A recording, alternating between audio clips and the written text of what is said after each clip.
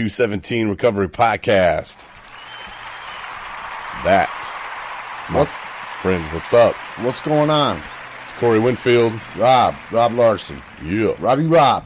If you're tuning in, you're thinking, wait a minute. Wait, I thought it was the women of 217 Recovery tonight.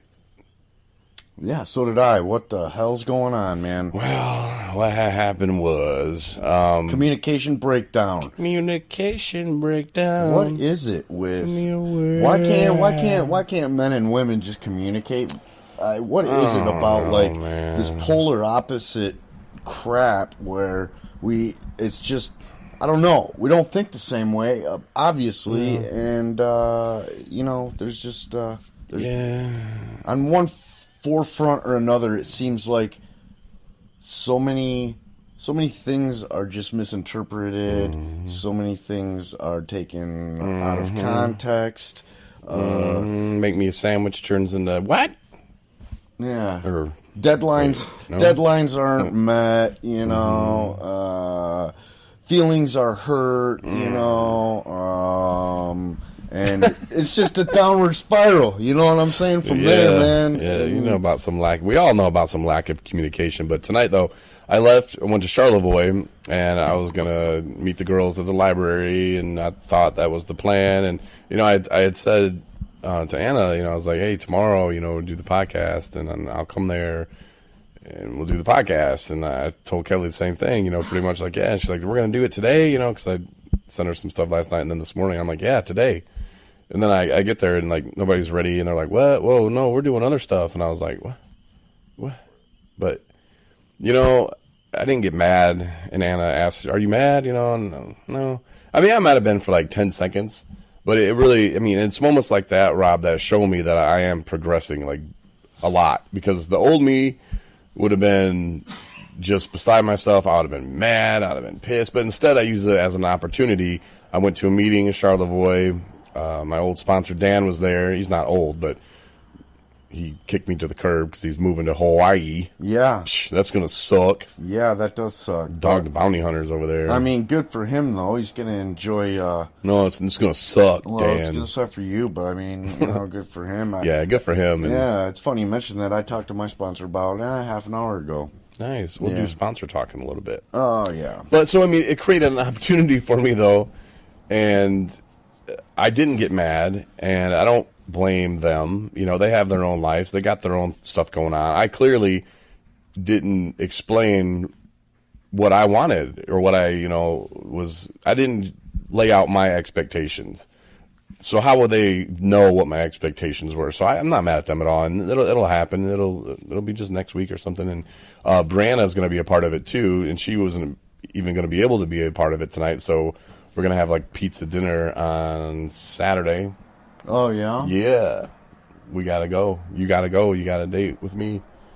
Oh, sweet. I got a date with you. And the women of 217. Oh, well, at least I know you'll follow through on what you say you're going to do. So that's good. Yeah. But, I'm glad you brought that up, because you're seeing the progress in yourself as far as being able to handle situations, as they say, being able to handle situations that used to baffle us. Mm-hmm. I won't go as far to say situations that used to baffle us, but maybe. I was bent out of shape the other night about, let's just say, a lack of communication, and I was kind of really off. My cheese was sliding off my cracker, I guess. I don't know. I was getting really, really perturbed and ticked off. And this seems to be an ongoing thing, and I'm getting to the point where I'm like, you know what? What can I do? This isn't worth it. And honestly, rather than getting, really bent out of shape about it, I'm just like, you know what? I can't do anything about it at this point. If there was something I could do about it, then I would try to. But, I can't right now. And I had this talk about acceptance with this female that I consider a friend, and we agreed on acceptance, were the simple fact that, I don't have to say, okay, I accept every single thing for the way that it is and just not try to change things, I mean, because that kind of goes against what the Serenity Prayer says. Grant me the serenity to accept the things I cannot change, the courage to change the things I can, and the wisdom to know the difference. So, at any rate, with that though, I hear you on being able to, I'm progressing as far as dealing with things that would really, really throw me way off. And I'm sure a lot of other people that are in recovery or working something can relate to that, and I notice it. I notice it with myself because I'm kind of getting to the point where I'm like, you know what? Life is too short. It's not worth this is not worth it, And the only thing you can change is how you react to the situation, right? Or how you act. Like you said, the Serenity Prayer, and you're absolutely right. That's the only thing you can control. That's it. Is how you act or react. And you did that. I saw you because you were having a hard time, and I could see that. And I talked to you for a minute and gave you horrible advice, and you didn't take it because you were starting to progress in dealing with those situations. And like you said too, like they say they used to baffle us. Well, now they baffle us because they still baffle us because we never dealt with those problems. We just ran and did our thing to make us feel good or make us feel comfortable. Right. Whatever drink, drug, addiction, whatever you have, whatever you turn to for your good, whether it be ice cream or bowling or gambling, whatever, what I'm saying. We never dealt with the problem, and when you deal with it every time, and then you look back at it like tonight, and I'm sure it was like this for you last night when you lay down to go to bed, you're probably like, oh, wow, that feels good. That feels a lot better. And actually, I saw you smiling last night, and I was like, okay, so that's good. I mean, I could clearly see the change in you, and that was really nice to see that, and the fact that you dealt with it. And sometimes you have to deal with stuff that you're not going to have the outcome that you want or that you expected. No. But at the end of it, you can look back at it and go, okay, well, I faced that, and we have to pat ourselves on the back. Yeah. There's some things that we don't have to pat ourselves on the back for. That's a little bit silly sometimes. But, staying sober each and every day and dealing with the situations that we've never really faced or dealt with, and regardless of the outcome, we're dealing with it. We need to pat ourselves on the back a lot more. Yeah, absolutely. We can be the hardest critics on ourselves too, and my mind, always goes to the worst place, like making a mountain out of a molehill. It just automatically always goes to the worst place, and I mean, I am exhausted from doing that.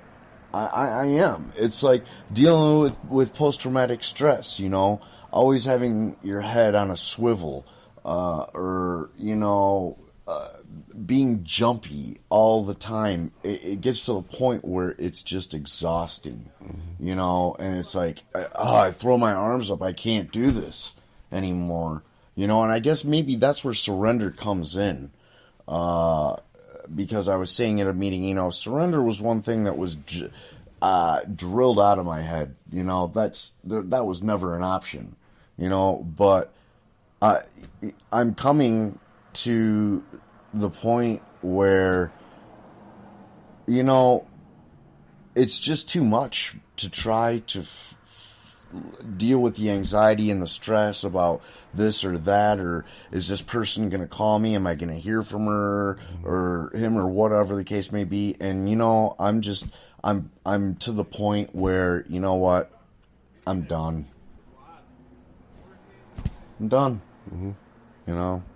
So. It's not giving up either. It's not giving up. No, it's just, I'm not giving up on a situation or a person or something like that. I'm just giving up on the fact that worrying about things all the time. You can't control it. That I can't control, and making the worst trust in God, trust in your higher power, which with you it's God, and with me it's God as well. Yeah. But that's what I do. I trust in Him. And like tonight, like, I don't know, man, it wasn't even 10 minutes after the whole situation went down when I realized, we're not going to do this. And you know what? Let's go to a meeting. And I was in there, dude, and I was talking about it, and I was smiling, and I was just happy to be there. And I'm like, you know what? I didn't drink today.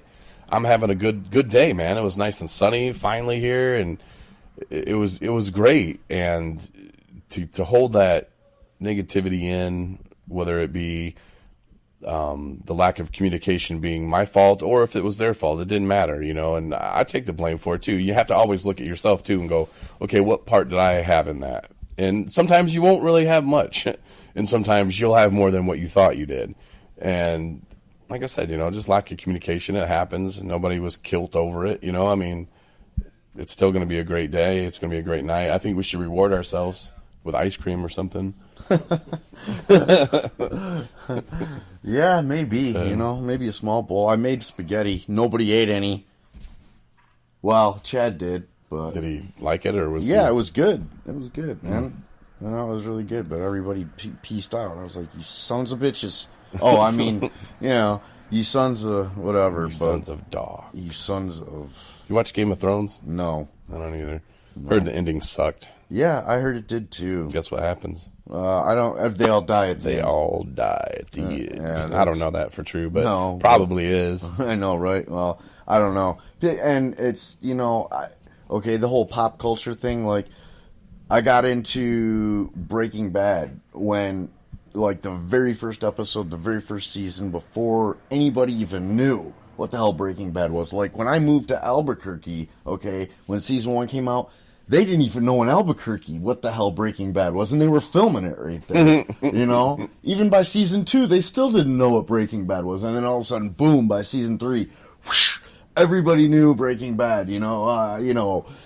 Heisenberg. But so the whole that's really I don't get into the big pop culture. Everybody's watching this kind of thing. I try to find things that not everybody else is watching. I don't know. It's just how I roll, I guess. But well, this morning I was listening to the best radio station on the planet, 1310, The Ticket in Dallas, and Gordon was talking about the finales and the best finales and the worst finales. And Game of Thrones, I guess, was in the top 5 worst finales of all time. It was like number 4, and he was going through some of the other ones. I think Friends or Seinfeld, or one of those two were on there. And well, dude. One show that wasn't on there, which really blew my mind, because to me is the worst ever. What? Sons of Anarchy. Oh, yeah. You ever watch that show? No. No, because it was too cool. Because it was too cool? No, yeah. I watched it because, once again... Oh, so you did watch it? No. Oh. I didn't. I'm sorry. Let me rephrase that. I didn't watch it because everybody else was. Oh. And I didn't... It sucked at the end, dude. It was horrible. Really? It was horrible. Missed nothing. Well, dude kills his mom, then he drives right into... Like, dude, I don't know. Like, he's going around trying not to die, and then he kills his mom, and then he rides his motorcycle into spoiler alert, in case you've never seen it. No, you didn't want to waste your time with it now anyway, because you know how it's going to end, and I just saved you money. So. Okay, great. But no, he just gets on that interstate, and he sees a semi coming in, just right in front of it. And that's motorcycle. It? Yeah. Bam. I'm like, why didn't you just shoot yourself a long time ago? Like, let your mom live at least. Like, what are you doing? Yeah. You're getting vengeance, and you're just going to drive right into a semi? That's stupid. You ever watch the show Justified? Timothy O'Flan or whatever his name is. I think I have, actually. Dude, that show is awesome. They actually, the radio station I mentioned, 1310 The Ticket, they, the writer, one of the writers for that show is from Dallas, and he listens to The Ticket. So he wrote all the Ticket guys. He wrote Gordon in there. He wrote, like, all their names, like, oh, the one that's wheels off and always talks about, Harvey Lee Oswald, yeah, Gordon Keith, and they name drop it in, like, oh, it's so funny. And then they did a bit, or one of the guys on The Ticket said something about instead of saying you like that show? No, I was just playing on my phone with Sarah Cars, and I asked if your podcast is going to go big, and it said yes. Oh, nice. Whoa. Ryan's doing some good things over there. Giving us some mojo with tarot cards. But But anyway, instead of saying the onus is on you, like one of the guys on the weekend, he was like a golf guy or something. I don't know. They always make fun of him, but he said, "Yeah, well, the anus is on you." And they're like, "What? You mean? What did you say?" He's like, the anus is on you." And he tried to like, and they're like, "Did you just say the anus is on you? You mean the onus?" He's like, "Oh yeah." So they wrote it into Justified. There's a really dumb character in there, and he was like, "Yeah, well, if you do that, then the anus is gonna be on you." Dude, it was so funny. But yeah, there's a lot of ticket guys in there, and dude, he wrote them all in, and it was pretty funny. But yeah, if you haven't seen Justified, that's good stuff, man. That'll keep you sober because he's busting drug dealers, and there's a lot of humor, there's a lot of badassness in it, and it's a good show. Yeah, wow. Awesome, man. Anyway. Sorry. No, that's all right. That's Back all right. to little people talk. Little people, yeah. So communication or lack thereof, it's very, it's underrated, you know? Do you want to talk about the women, though, of 217? Okay, sure. Do you? So, why don't you lead us off there? I'm pretty excited about this, Rob, because we were talking yesterday. We've been talking kind of about it a lot. Like, it's just two dudes sitting around, which, hey, man, there's nothing wrong with that. We're pretty cool guys, actually. Mm-hmm. You're lucky to have been listening right now. But, yeah. No, it's like, but it'd be nice, though, to have a female perspective, and not just, hey, let's have a girl on the show, but no, let's give it to them. Let them run with it, man. Mm-hmm. Let them do what they want to do. Like, of course, I'll have to listen to them. I'm like, you guys got to not say this because you suck when you say that. And, I have to air check them. But like I said, I'll pray not to be the bowling ball guy, Right. Like, hey, if you play that sound effect, the bowling ball one more time, dude, I'm going to punch you in the face, The guy in Benton Harbor, that story. Yeah. But yeah, I need to not be mean about it, but, just constructive criticism. But I think they're going to be fine, man. And I think, it'll give women and men too, something to listen to. I was telling Chad earlier, I was like, why some radio stations do this. I don't think any around here for obvious reasons, but they'll have Man Mondays, tune in on Monday. It's Man Monday. We're going to play this and we're going to do this. And you know who listens most on Mondays? No one. Women. Oh. Because they want to know what the hell men are talking about. Wow. They're just like in the corner creeping, I'm just sit over here and listen. Yeah. Same thing with hey, it's ladies' night Saturday. Yep, that's a form of infiltration. Mm-hmm. Yeah. Hey, we got to go to Rocco's because it's ladies' night. Woohoo! Come on, Rob, let's go. Yeah. It's the same thing, man. Exactly. And the thing of it is, they think they're being sneaky about it when we know. We know you out there listening, girl. Yeah, we know you listening. I mean, come on. We know. I mean, it's like reverse psychology. So that's a double negative. So, double negative, man, is coming back. That ain't no good. No, but I don't know. So, yeah, man, that's straight infiltration, man. When I was in the courtroom, this chick got up there before me, and the judge was like, "How much money you got?" And she was like, "I ain't got no money." And he's like, "That's a double negative. You ain't got no money means that you have money. So how much money do you have?" And she was like, "Huh?" Like, dude, she was lost. She's like, I don't know. I ain't got no. I ain't got paid. And then he got on her again. He's like, "Don't speak that way in my courtroom." And the court appointed attorney kind of stepped up to her and was just like, "Shut up." She's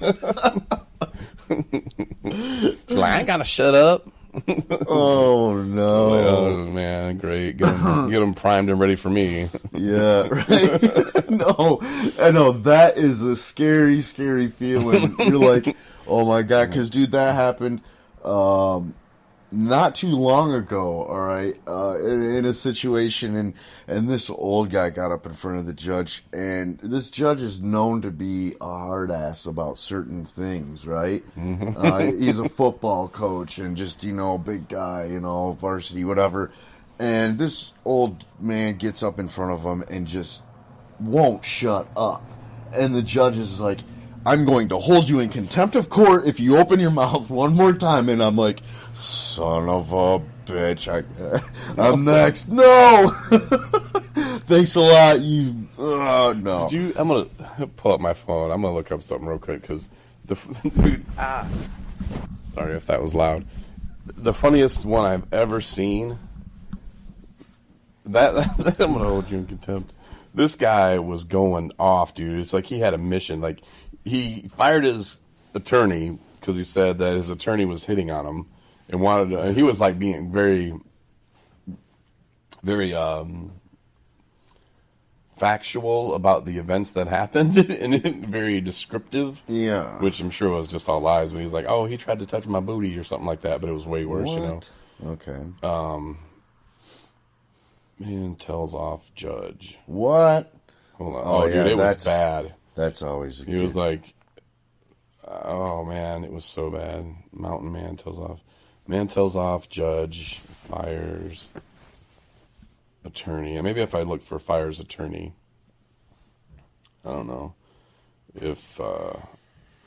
Well, anyway, maybe you should look that up later. Yeah, well. But I don't know. So with this all being said, yeah, communication, it's a good thing. It really is. You know, and when people start inching away from communication, doesn't that make you feel uneasy? Mm-hmm. It really does me. You know, so yeah, I don't know. You want? Okay, I found it. Oh, did you? Okay. Okay, I'll be Durham, and you can be Allen. Okay. Oh my lord, I can't see it. Durham. Okay. All right. Durham. Allen. He's the judge. I'm finding you in contempt of court. I don't care. I know you don't, and I sentence you to 20 days for that. And if you say something else, I'm going to add 20 days for everything you say. You want me to say this? No, just F you. F you. 40 days. F you again. 60. Wait a minute, where are we at? 60. Go F yourself. A year. Your mama. 10 years. Suck my... Oh. Yeah, and it gets worse. You prefer men, right? Like, he's baiting him into it. He's baiting the judge into it. You prefer men, right? I F white boys. You, white or black? White boys. Oh, butt boys? With big butts. Oh, of course. You know, you look like a queer. Oh, wow. Well, okay. So now you're calling me a queer in the courtroom. I don't call you one. I said you look like one. Oh, my God. Did we just switch roles there? That's what it seems like. I think we did. Wow. Yeah. So, Wait. Alan... Wow. Or they must have mixed this up. Yeah, I think they did, because I was going to say, no, wait a minute. But I know that he gets... Yeah, no, it says we were doing the same part. I was So still doing 30 But I know the judge does get crazy with it. And, dude, and it goes on, and it gets really good. Wow. Look up... Well, this was pulled up on Google as Suck My Blank. Read the most insane court transcript in U.S. history. I'll share that on our Facebook, and people will be like, "What in the hell?" Wow. But yeah, it's good stuff. So I'm glad we got to talk about that and communication. Communication tonight, and recognizing that you're making progress is a huge thing. Pat yourself on the back when you do that. You know, you deserve it. And if you're struggling with anything, there's resources on our website. Whether it be mental health, whether it be substance use disorder, whether it be just not liking life anymore. There's places out there that you can get help. Check out our resources, 217recovery.com. Hit us up on Facebook if you want. And don't tell everybody this, but you can join the 217 Recovery family. It's a Facebook. It's a closed group, so you gotta ask to be a part of it. And if you ask nicely, there's no crazy questions like, what drugs are you in? Nothing like that. But all you got to do is hit request. But don't tell everybody because I don't want everybody a part of it. But you can. Wow. You're good. Yeah. Well, we don't. There's a couple people I don't want a part of it. Well, no, I don't blame you. I don't either. But Yeah. hey, that's all good. Yeah, it'd be like our secret. Yeah. So anyway, well, good podcast, bro. Yeah. You know, I'm gonna text some people and make sure they listen to this.